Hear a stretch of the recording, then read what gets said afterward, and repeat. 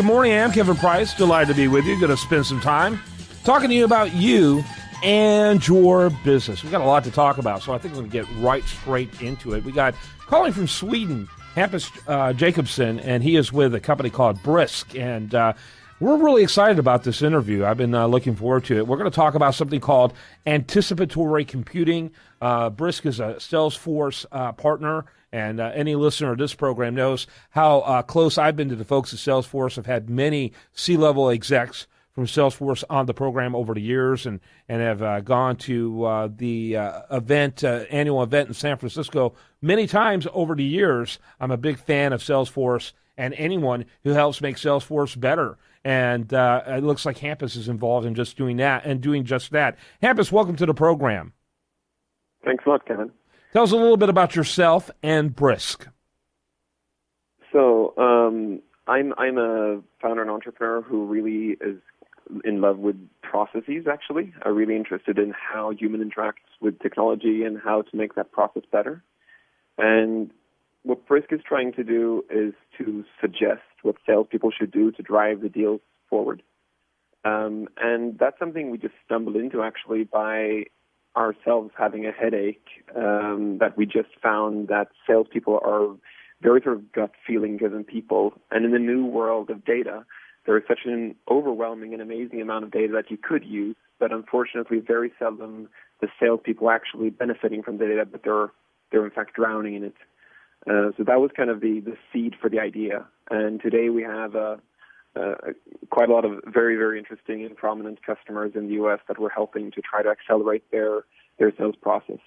Very good, very good. So kind of tell us what the old paradigm was and how you guys are disrupting that.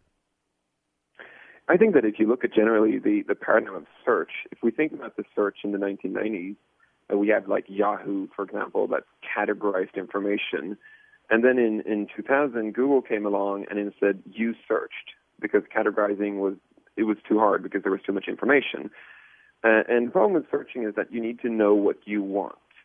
What happened the last years is really anticipatory computing. When the computer suggests what you should do, or even more, it actually does it for you.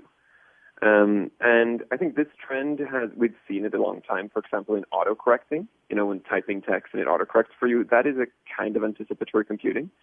But anticipatory computing is usually really hard because you need an enormous amount of data and usage, which, in text we do. But what's interesting in the enterprise world is that you have these pools of data that are not connected to each other at all. For example, you have your agreement signing dates in one system. You have your web visitors in another system. You have a system telling you if people are using your product or not. You're having your CRM to tell you where you're in the deal. And these systems are not necessarily talking to each other. And what Brisk does, it integrates to LinkedIn, to Salesforce, to your email system, to your calendar, and all of these systems that you use. And then it bubbles up and tells you what to do next. So the nice thing? Yeah, sorry. Yeah, I was going to say. So, I guess maybe the first stage was just the huge capacity, showing off our huge capacity to accumulate data. Now the next stage is really figuring out how to maximize the utilization of it. Yeah, and I think that what's interesting is that how people are using the data today is that they're gathering all this data and then they're pulling it into the business intelligence system, and somebody in the analytics department is figuring out something, and then 3 months later they're coming with a huge report to the salespeople and telling them you should do this way instead because we see this pattern. But the problem is then it's always trailing. It's always a quarter too late. Or you have the sales directors who look at the data maybe monthly and figure out that Tom is not calling his customers often enough, and then decides to fire Tom. Mm-hmm. What we instead do is that we tell Tom, call your customers now. And if Tom then doesn't call his customers, then probably he should be fired. But what Brisk essentially is doing, it's helping Tom to excel in the moment instead of afterwards telling him he was doing the wrong thing. Very interesting, very interesting. So talk a little bit about your target markets. What size businesses, and are there any particular verticals that you focus on? We've found that SaaS businesses, software as a service businesses, are extremely good customers because they usually have a product which is connected, and they have a product which is priced somewhere between like $500 to $5,000 a month, sometimes lower than even $500, maybe even $50 sometimes a month.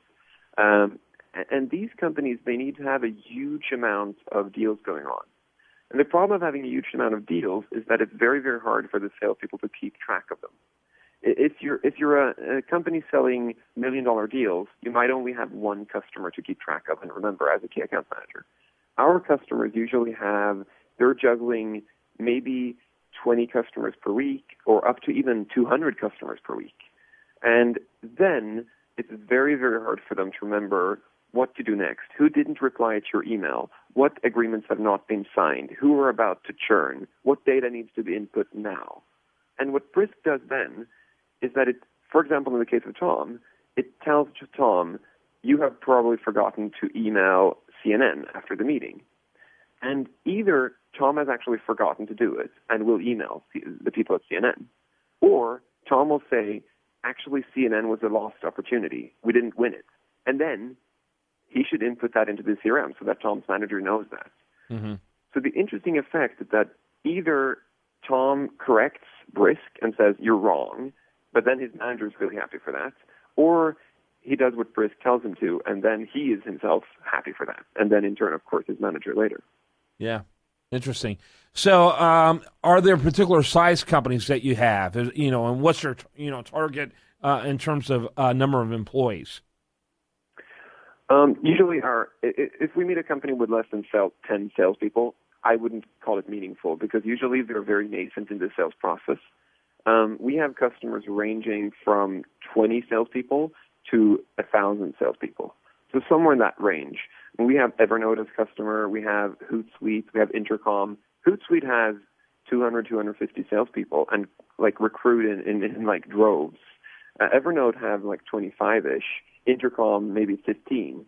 And then we have customers who deploy it for department or for a geography that might have, we have customers that have 2,000 or 3,000 salespeople, but then deploy it for maybe one geography to try it out how it improves then before they deploy it worldwide.